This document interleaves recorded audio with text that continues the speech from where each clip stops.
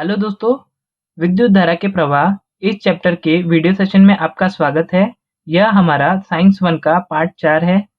आज इस वीडियो में हम लोग इस चैप्टर का पाठ परिचय यानी इंट्रोडक्शन तथा विद्युत परिपथ में ऊर्जा का स्थानांतरण इन दो टॉपिक्स को कवर करेंगे। तो शुरू करते हैं। चैप्टर को शुरू करने से पहले हम लोग कुछ प्रश्नों का उत्तर दे देते हैं जो कि आप लोगों को आपकी पुस्तक में दिए हुए हैं। ठीक है, इन प्रश्नों का उत्तर आपको मालूम होना बहुत ही जरूरी होता है। ठीक है, तो देखते हैं वह प्रश्न क्या है। पहला प्रश्न क्या पूछा हुआ है, हम किस आधार पर यह निश्चित करते हैं कि पदार्थ विद्युत का सुचालक है या फिर कुचालक। ठीक है, एक पर्टिकुलर पदार्थ विद्युत का सुचालक है या फिर कुचालक हम लोग किस चीज के ऊपर निश्चित करते हैं, उसमें उपस्थित फ्री इलेक्ट्रॉन्स के ऊपर यानी मुक्त इलेक्ट्रॉन्स के ऊपर। ठीक है, तो मुक्त इलेक्ट्रॉनों का मतलब क्या होता है? मुक्त इलेक्ट्रॉन का मतलब होता है उस परमाणु के आखिरी कक्षा में उपस्थित कम मात्रा में उपस्थित इलेक्ट्रॉन। यदि वह इलेक्ट्रॉन न्यूट्रॉन से कम बल द्वारा आकर्षित किए जा रहे हैं तो वो क्या कर सकते हैं, वह अपने परमाणु से दूसरे परमाणु में जंप कर सकते हैं, जिसके कारण हम लोग उन इलेक्ट्रॉनों की सहायता से क्या कर सकते हैं, विद्युत धारा का प्रवाह कर सकते हैं। ठीक है, तो ऐसे इलेक्ट्रॉन की उपस्थिति में क्या होता है, वो विद्युत का अच्छा सुचालक बनता है। यदि यह मुक्त इलेक्ट्रॉन ना हो तो वह पदार्थ विद्युत का कुचालक बन जाता है। ठीक है दोस्तों, क्या केवल विद्युत धारा का प्रवाह मुक्त इलेक्ट्रॉनों के ऊपर निश्चित होता है? ऐसा नहीं है। अभी हम लोग वही देखने जा रहे हैं कि ऐसा क्यों नहीं होता है। ठीक है, तो यहाँ पर एक एग्जाम्पल दिया हुआ है। लोहा विद्युत का सुचालक है, लेकिन नीचे गिरे हुए लोहे के टुकड़े को हाथ से उठाते समय विद्युत का झटका क्यों नहीं लगता, जबकि उसमें मुक्त इलेक्ट्रॉन उपस्थित होते हैं। ठीक है, लोहा विद्युत का सुचालक भी है। ऐसा इसलिए नहीं होता क्योंकि उसमें विभवांतर नहीं होता है। ठीक है, विभवांतर क्या होता है? विभवांतर को इंग्लिश में हम लोग क्या कहते हैं, पोटेंशियल डिफरेंस, या फिर नॉर्मल लैंग्वेज में उसको वोल्टेज बोलते हैं। यदि वहां पर वोल्टेज नहीं होगा तो वहां पर जो आवेश है उनका एक जगह से दूसरी जगह पर आवागमन नहीं होगा।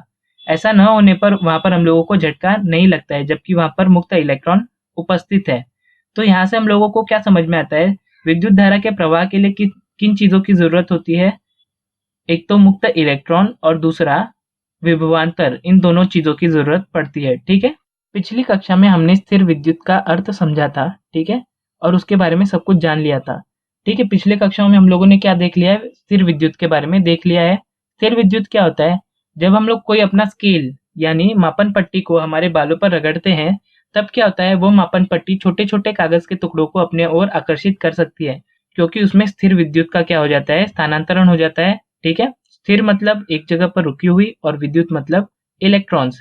ठीक है, चार्ज, आवेश। ठीक है, तो उसके कारण उसमें क्या आ जाता है, विद्युत आ जाती है, जिसके कारण वो क्या करता है, छोटे छोटे कागज के टुकड़ों को आकर्षित कर सकता है। इसके बारे में हम लोगों ने सबसे पहले 7वीं कक्षा में पढ़ रखा है। ठीक है, इसके अलावा धनावेशित और ऋणावेशित वस्तुओं के बारे में हम लोगों ने विविध प्रयोग किए हुए हैं। इन प्रयोगों से हम लोगों को क्या पता चलता है, हमें पता चलता है कि वस्तुओं के धनावेशित तथा ऋणावेशित होने के कारण ऋणावेशित कणों का एक वस्तु से दूसरी वस्तु की ओर जाना है। तो यह ऋणावेशित कण कौन से होते हैं? यह ऋणावेशित कण होते हैं इलेक्ट्रॉन। यदि कोई इलेक्ट्रॉन एक जगह से दूसरी जगह पर जाता है तो हम लोग उसको क्या बोलते हैं, विद्युत कहते हैं। ठीक है, विद्युत धारा कहते हैं या फिर विद्युत कहते हैं। इसी प्रकार पिछले कक्षा में धारा विद्युत के बारे में हम लोगों ने बहुत कुछ पढ़ रखा है।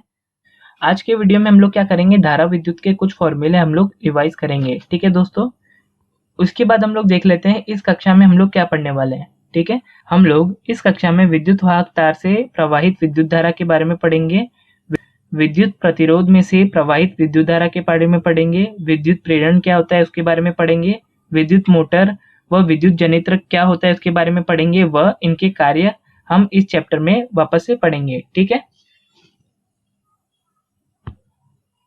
तो पहले हम लोग देख लेते हैं ओहम का नियम क्या होता है। यह नियम हम लोगों ने पहले 9वीं कक्षा में भी पढ़ रखा है। हम लोग यहाँ पर क्या करेंगे, इसे फिर से रिवाइज करेंगे।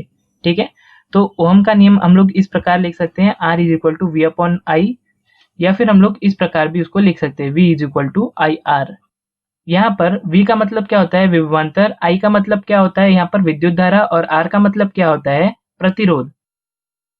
अब हम लोग देखेंगे विद्युत धारा का क्या अर्थ होता है। ठीक है, चालक में इलेक्ट्रॉनों के प्रवाह को विद्युत धारा कहते हैं, और विद्युत धारा का फॉर्मूला क्या होता है, I is equal to Q upon T, जहां पर Q का मतलब क्या होता है, आवेश, और T का मतलब समय। ठीक है दोस्तों, आगे बढ़ेंगे। अब हम लोग देखेंगे विद्युत परिपथ में ऊर्जा का स्थानांतरण। ठीक है दोस्तों, तो विद्युत परिपथ में ऊर्जा का स्थानांतरण किस प्रकार होता है?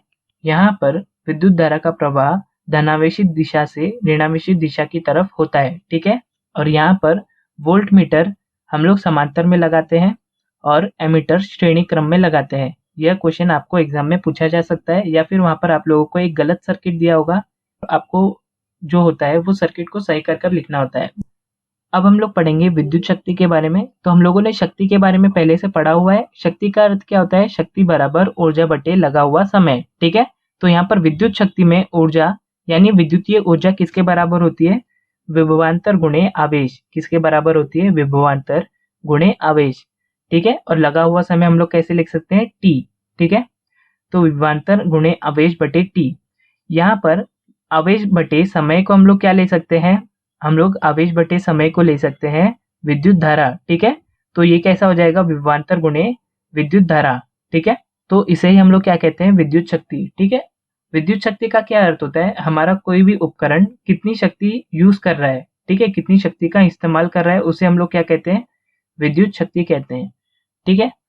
अब हम लोग देख लेते हैं विद्युत शक्ति की इकाई। विद्युत शक्ति की इकाई क्या होती है? वैट, यानी आप लोग इसको वॉट भी पढ़ सकते हो, ठीक है? ये किसके बराबर होती है? जूल प्रति सेकंड के बराबर होती है। ये किसके बराबर होती है? जूल प्रति सेकंड। आप लोगों को वैट तो याद रहेगा, पर आप लोग जूल प्रति सेकंड भूल जाओगे, और ये आप लोगों को एग्जाम में पूछ सकते हैं, ठीक है? तो इस बात का आप लोगों को ध्यान रखना है। अब हम लोग पढ़ेंगे प्रतिरोध द्वारा निर्मित ऊष्मा के बारे में, ठीक है? प्रतिरोध द्वारा निर्मित ऊष्मा यानी H बराबर कितना होता है? विद्युत शक्ति गुणे समय। ये किसके बराबर होती है? विद्युत शक्ति गुणे समय। अभी अभी हम लोगों ने क्या देखा था? विद्युत शक्ति का फॉर्मूला क्या होता है उसके बारे में देखा था। तो हम लोग P की जगह पर क्या रख देंगे? वो फॉर्मूला रख देंगे। तो वो हम लोगों ने रख दिया V गुणे I, यानी विभवांतर गुणे विद्युत धारा, ठीक है? और समय को हम लोगों ने वैसे ही रख दिया, ठीक है? अब ओहम के नियम के अनुसार V के जगह पर हम लोग क्या रख सकते हैं? I गुणे R, ठीक है? तो यहाँ पर जो V है उसकी जगह पर हम लोग क्या रख देंगे? I और R। अगर हम लोगों ने उसकी जगह पर आई आर रख दिया तो यहाँ पर 2 आई हो जाएंगे और एक आर और एक टी। तो आई गुणे आई क्या हो जाएगा? आई का वर्ग, और आर टी हम लोग ऐसे ही लिख देंगे, ठीक है? तो ये फॉर्मूला क्या बन जाएगा? एच बराबर आई स्क्वायर गुणे आर टी, ठीक है? आप लोग इन दोनों फॉर्मूलाज का उपयोग कर सकते हैं, ठीक है? जब आप लोगों को वी की वैल्यू दी होगी तो आप लोग ये फॉर्मूला यूज करोगे। जब आप लोगों को आर की वैल्यू दी होगी यानी प्रतिरोध का वैल्यू दिया होगा, तब इस फॉर्मूले का उपयोग करोगे। आप लोगों को ये दोनों ही फॉर्मूला आपकी बुक में लिखकर लेना होगा, ठीक है दोस्तों? तो आज के लिए इतना ही। अगर आप लोगों को ये वीडियो पसंद आया तो अपने दोस्तों के साथ शेयर करो और चैनल को सब्सक्राइब करो। Thanks for watching this video.